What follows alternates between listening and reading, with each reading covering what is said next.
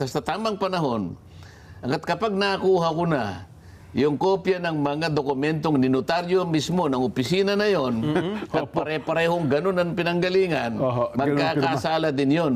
Ayun. Sapagkat sa notarial service law, kailangan nakaharap yung nagnunotaryo at saka yung nagpapanotaryo.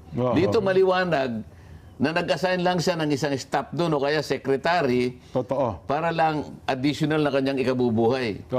Isip-isipin mo, sa dami ng ninunotaryo niya, September pa lang, book 8 na.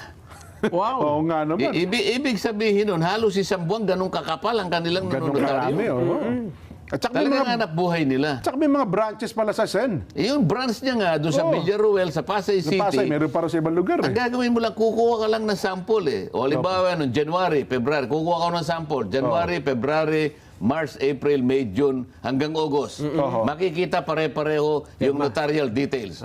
Pare-pareho yung pirma. Pareho yung pagkaka-stamp ng dry seal.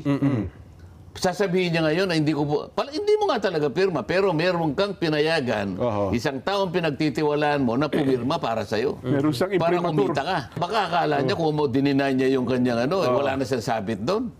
Pinayagan mo Pinayagan mo na magpanotaryo ang mga tao dito, may inassign kang isang staff at siyang pumipirma para sa'yo. Hindi nga ikaw may pirma, kaya lang ang pagpapatunay na binigyan mo siya ng karapatan na pumirma para sa'yo, kasalanan mo yun.